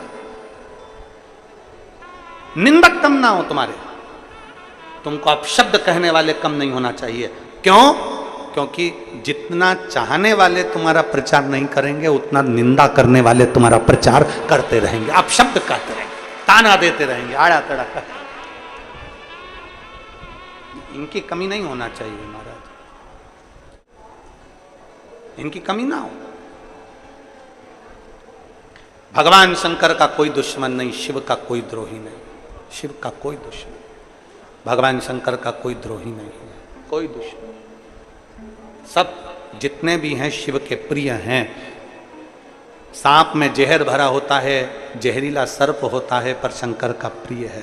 बिच्छू में जहर होता है, पर बिच्छू शंकर का प्रिय है। समुद्र खारा होता है, पर शंकर का प्रिय है। गंगा निरंतर कल कल बहने वाली, ना जाने कितने उपद्रव करती हुई, कहीं इस छोर से कहीं उस छोर तक जाने वाली, शिव की प्रिय है। नंदी भृंगी, श्रृंगी, भूत, प्रेत, डाकनी, पिशाचनी, चुड़ैल आदि जितने जितने हैं शंकर के सब प्रिय हैं। शिव का कोई द्रोही नहीं, शंकर का कोई दुश्मन नहीं। इसीलिए शास्त्र कहता है, इसीलिए कहता है नमामि शमीशान निर्वाण रूपम विभुं व्यापकं ब्रह्म वेद स्वरूपम नमामि शमीशान निर्वाण रूपम विभुं व्यापकं वेद स्वरूपम नमः शिवाय ओम नमः शिवाय नमः शिवाय ओम नमः शिवाय नमामि शमीशान निर्वाण रूपम विभुं व्यापकं वेद स्वरूपम। शंकर का कोई दुश्मन नहीं, शंकर के सब चाहने वाले हैं, सब चाहने वाले।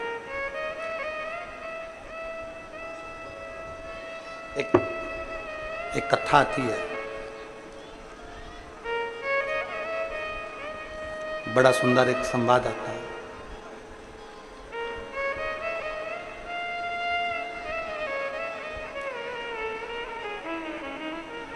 चंडाल जाति में एक कौर नाम की एक स्त्री,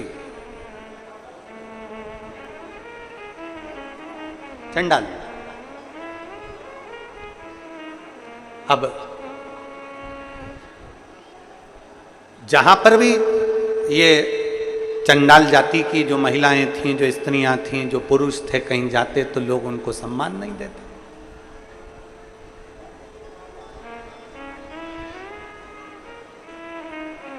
अब देखिएगा जरा शिव कथा क्या कह रही है। कोई इनको सम्मान नहीं देता।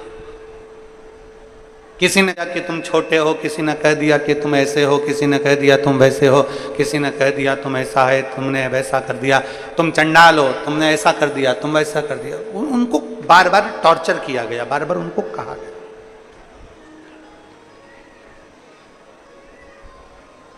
चंडाल जाति में वो महिलाएं बेचारी आंख में आंसू भरी। अब हम क्या करें? हमें थोड़ी ना मालूम कि परमात्मा ने हमको कहां जन्म दिया।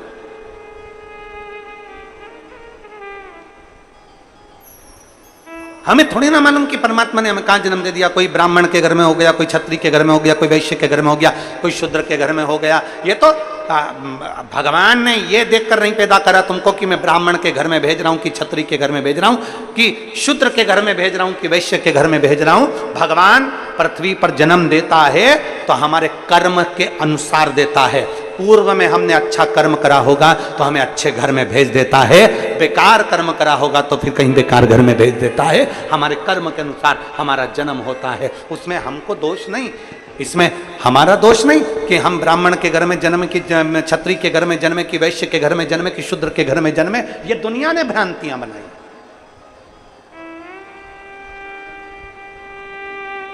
आज जो राष्ट्र को बांटा जा रहा है ना, ये जातियों में बांटा जा रहा है। इस जाति के लोग ज्यादा हैं, उसको पकड़ के रख लो। इस जाति के लोग ज्यादा हैं, वहां पर इनका दबदबा ज्यादा है, इसको पकड़ के रख लो। वहां उसकी जाति के लोग ज्यादा हैं, उसको पकड़ के रख लो। केवल जातियों में लोगों को बांटा जा रहा है, केवल जातियों। और शास्त्र कहता है, शिव मां की कथा कहती है, शंकर की कथा कहती है, शिव कथा कहती है। जाति से बाहर निकलो और अपने आप को बलवान बनाकर कहो कि हम चाहे ब्राह्मण हो, चाहे क्षत्रिय हो, चाहे वैश्य हो, चाहे शूद्र हो, उससे पहले हम सनातनी हिंदू हैं। ये सब बाद में है, पहले हम सनातनी हिंदू हैं। ये सब कुछ बाद में है। जातियों में लोग बांटेंगे पर हमें बंटना नहीं, हमें सनातन धर्म की अग्रणता रखना है।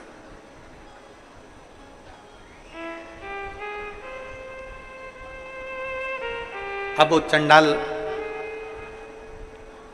जाति की माताएं सब इकट्ठी हो गई, इकट्ठी होकर अब वो क्या करे, किसको भजे। उसमें एक महिला ऐसी थी जिसका नाम था कौर। अब वो कौर महिला ऐसी थी कि जितनी भी उसकी जात की माताएं थी सबको बिठाकर पार्वती जी का, शिव जी का गुणगान किया करती थी, शंकर भगवान को भजा करती थी, माता पार्वती का स्मरण किया करती थी, शिव का स्मरण किया करते थे। क्यों? कारण क्या? क्योंकि शंकर भगवान देव अधिदेव महादेव भगवान शिव एक ऐसे हैं, भगवान शंकर एक ऐसे हैं जो सबके हैं, पशु के, पक्षी के, जलचर के, थलचर के, वायुचर के, सबके। शिव केवल एक ऐसे हैं जो सबके हैं, सबके। और उठाओ शास्त्र, शास्त्र में आपको देखने को मिलेगा, शास्त्र में आपको पढ़ने को मिलेगा। अगर हमारी वाणी पर भरोसा ना हो तो एक बार शिव महापुराण था, गीता प्रेस गोरखपुर की लेकर आओ, उसको पढ़िए। और कुछ ना पढ़ सको तो 12 ज्योतिर्लिंग की कथा पढ़िए। 12 ज्योतिर्लिंग की कथा में आपको मिलेगा भगवान राम शंकर भगवान की स्थापना करते हैं। 12 ज्योतिर्लिंग की कथा में मिलेगा आपको, एक एक शब्द आप पढ़िए। चंद्रदेव शिव जी की आराधना करते हैं, देव ऋषि नारद शिव जी की आराधना करते हैं, सारे देवता भगवान शंकर की आराधना करते हैं, सारे देव मिलकर भगवान शिव का गुणगान करते हैं एक एक। और देवताओं के साथ में आपको यह भी मिलेगा कि एक डाकू किसी को पूजन करते हुए देखता है तो वो भी पूजन में लग जाता है। ये गूंज जायमान कम कर दो।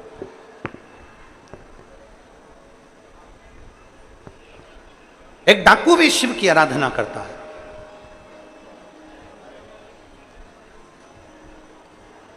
आराधना में लीन। अब देखा कौर ने, हम किसको भजे। एक यहाँ पर हमको मालूम नहीं है छत्तीसगढ़ का तो नियम, परंतु हमारे मध्य प्रदेश का और हमारे सीहोर का तो हम कह सकते हैं। हमने जो देखा है हमने जो देखा है वो हम कह सकते हैं। हमें छत्तीसगढ़ का नहीं मालूम। हमारे सीहोर में हमारे घर की जो माताएं हैं वो सुहागिल करती हैं। यहाँ करती हैं सुहागलें सुहागल करती हैं। तो उसमें क्या करती हैं, एक मिट्टी का ऐसा ढेला बनाकर पाटे पर रखती हैं, उसमें सिंदूरा डालती हैं और सुहागिलें करती हैं। उसमें कुछ कुछ रखती हैं, ऐसी माताएं चारों तरफ बैठ जाती हैं सुहागवती, और फिर सबकी गोदी में वो दिया जाता है और वो पाटे सिंदूरा रखा जाता है। उस सिंदूरा में से वो मांग में सिंदूर भरती हैं।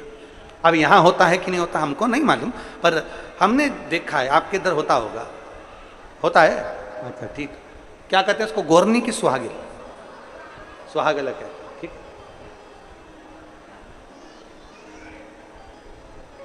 कौर जो नहीं जानती भगवान की पूजन कैसे होती है, कौर नहीं जानती जो भगवान की आराधना कैसे होती है। कौर नहीं जानती कि भगवान की पूजन आराधना उनकी भक्ति कैसे होती है, वो नहीं जानती। एक तो उसने भगवान शंकर का शिवलिंग बना लिया, मिट्टी का पार्थिव, और दूसरा उसने मिट्टी की एक गोर बना ली, गोर। और सारी जितनी माताएं थी, चंडाल कुल की जितनी माताएं थी उनकी जाति की, सब बैठ गई और बैठकर उन्होंने बड़े प्रेम से भगवान शंकर और मां पार्वती की आराधना करना प्रारंभ करी। अब आराधना में तो लग गई, पर बात इतनी सी अड़ गई कि इनके पास में भोग लगाने के लिए कुछ भी नहीं था, कुछ। अब भोग क्या लगाए, भोग क्या दिया जाए? मां, जब भोग लगाने के लिए कुछ भी नहीं था, जब भोग लगाने के लिए कुछ भी नहीं, अब क्या भोग लगाए, क्या भोग दिया जाए? उसी में से एक महिला उठकर गई, कहने लगे अपन ने जो अभी खाया था ना उसमें थोड़ा सा बचा हुआ रखा, चलो अपन भोग में रख देते हैं। झूठा कौर के हाथ में लाकर दिया। कौर ने सबके साथ मिलकर माँ भवानी को, माँ दुर्गा को, माँ अष्टभुजा धात्री, माँ भगवान को सम्मुख में वो झूठा ही रख दिया। झूठा।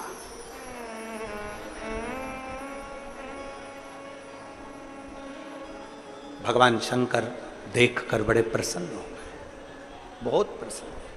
जब मेरे महादेव प्रसन्न हुए, मेरे भगवान शंकर जब प्रसन्न हुए, मेरे देव अधिदेव महादेव जब प्रसन्न हुए, अधिक प्रसन्नता शंकर जी के चेहरे पर थी, तो पार्वती जी ने पूछ लिया, आप इतने प्रसन्न कैसे नजर आ रहे हैं? इन्होंने तो झूठा सामान का भोग लगाया, झूठन का भोग लगाया, और आप प्रसन्न दिख रहे। इन्होंने तो झूठन का भोग लगाया है और आप प्रसन्न दिख रहे। झूठन का भोग लगाया और आप प्रसन्नता दिखा रहे। शंकर भगवान कहने लगे, कोई कोई भक्त ऐसा भी मिलता है जिसके पास कुछ नहीं होता तो अपना ही खाया हुआ भगवान को समर्पित भी कर देता है। कोई कोई भक्त ऐसा मिलता है, कोई कोई भक्त ऐसा मिलता है।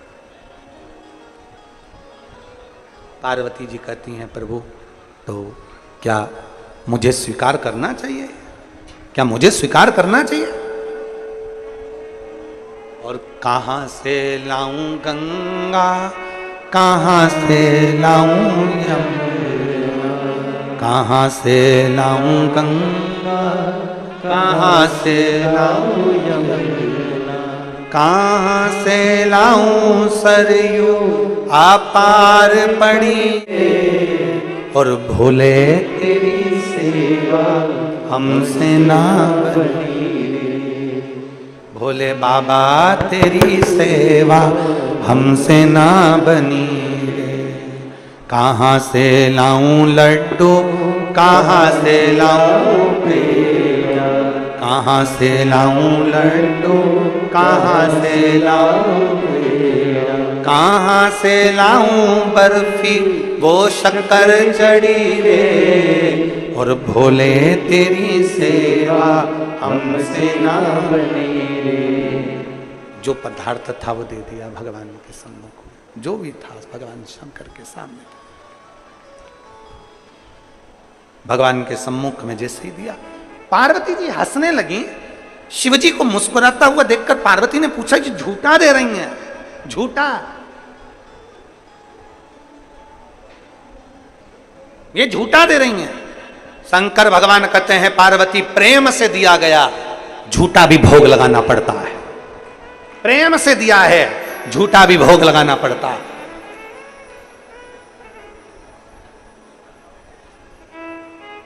झूठा? हां, पार्वती मैया ने तो झूठा का भोग स्पर्श ना किया। शंकर भगवान ने झूठे का भाग जैसे ही उठाया, उठाते से ही उस भाग में से थोड़ा सा टुकड़ा नीचे गिर गया। जो नीचे गिरा तो उसमें से पार्वती जी का एक अंश प्रकट हो गया। मां मातंगी सामने प्रकट हो गई। मां मातंगी सामने प्रकट हो गई। जैसे ही मातंगी माता प्रकट हुई, सुंदर उनका हरा वर्ण है, लाल वस्त्र है, और सुंदर मां का आनंदमय देने वाली मेरी मां सम्मुख में जैसे ही प्रकट हुई, प्रकट होते से माता पार्वती जी ने पूछा शंकर जी से, ये कौन है? शंकर भगवान कहते हैं, सुनो पार्वती, अपने भक्त के झूठे भोजन को पाने के लिए तुमने ये तुम्हारा एक अवतार मातंगी के रूप में लिया है। मातंगी के रूप में? प्रभु क्या आप मुझे नहीं मिलोगे? शिव जी कहते हैं, मैं मातंग बनकर तुम्हें प्राप्त होऊंगा। मैं स्वयं मातंग बनूंगा, तुम मातंगी बनोगे। शंकर जी के 10 अवतार में से एक अवतार है भगवान शंकर का, एक नाम है मातंग। शिव जी का एक नाम है मातंगेश्वर महादेव, और पार्वती जी का एक नाम है मातंगी। कौन सी माता? जम के बोलो जरा, मातंगी। आज भी माता मातंगी ऐसी हैं जिनको झूठे का भोग लगता। आज भी किसके लिए प्रकट हो गए शिव? किसके लिए? जो लोग कहते हैं कि भगवान शंकर तो लोग कहते हैं, कोई कहते कि इनसे भगवान प्रसन्न हो जाते हैं, कोई कहते धन वालों से भगवान प्रसन्न हो जाते हैं, कोई कहे करोड़पति से भगवान प्रसन्न हो जाते हैं, कोई कहते संपदावान से भगवान प्रसन्न हो जाते हैं। करोड़पति से, धनपति से दुनिया के लोग प्रसन्न हो सकते हैं, पर करोड़पति और धनपति से मेरा महादेव नहीं। मेरा महादेव तो तुम दिल से पुकारो उससे प्रसन्न हो जाता है। करोड़ों के धन से मेरा महादेव प्रसन्न नहीं होता, लाखों के धन से मेरा महादेव प्रसन्न नहीं होता। मेरे महादेव को प्रसन्न करने के लिए तुम्हारे निर्मल मन जो तुम्हारे पास में है वो तुम दे दो शंकर, जो तुम्हारे पास।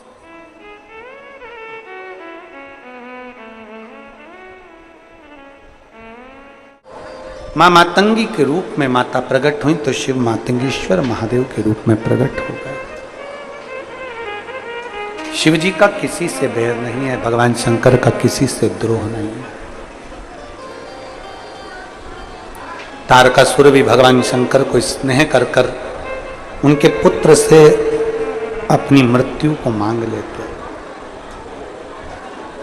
षडानंद कार्तिकेय ने तारकासुर का संहार किया। स्वयं शिव सबसे प्रेम करते हैं और प्रेम ही देते हैं।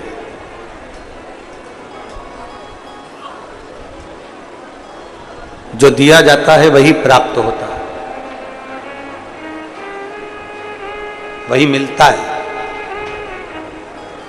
आज लोग कहते हैं कि एक लोटा जल हम शंकर जी को चढ़ाते। एक पत्र है, उस पत्र में वर्णन आया है पत्र के अंतर्गत कि मैं मधु साहू हूं, बिलासपुर छत्तीसगढ़ से हूं। मेरे बेटे का नाम शुभम साहू है, उम्र 10 वर्ष है। कहीं बैठे हैं क्या? कहीं बैठे हो तो हाथ हिला सकते हैं। शुभम साहू 10 वर्ष के हैं। 1 महीने पहले उसकी तबीयत खराब हुई और अचानक से उसकी दोनों आंखें चली गई। शुभम कहीं बैठे हो, हिला सकते हैं।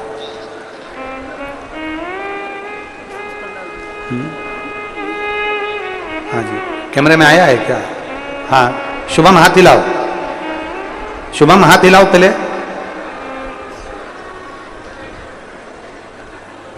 दस वर्ष का बेटा है जिसकी दोनों आंखें 1 महीने पहले चली गई और दोनों आंखें उसकी 1 महीने पहले चली गई।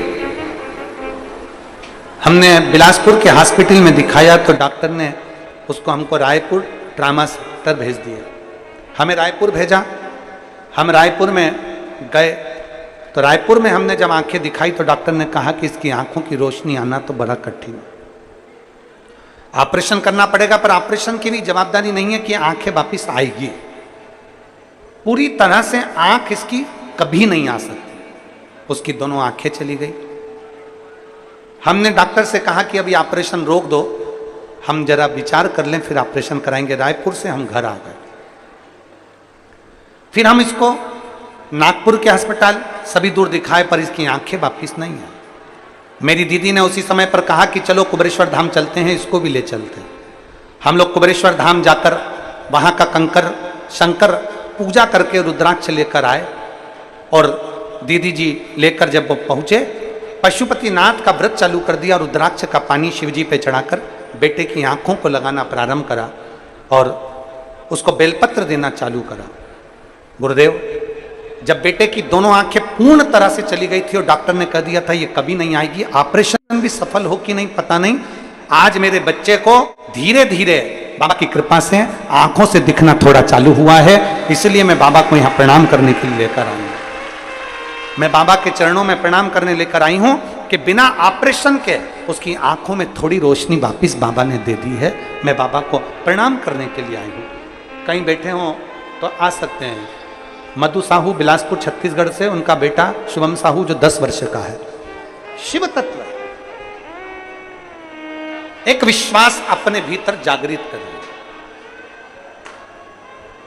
एक भरोसा अपने भीतर जागृत करिए और जब विश्वास और भरोसा जागृत हो जाएगा तो शिव तत्व अपने आप में लेगा अपने।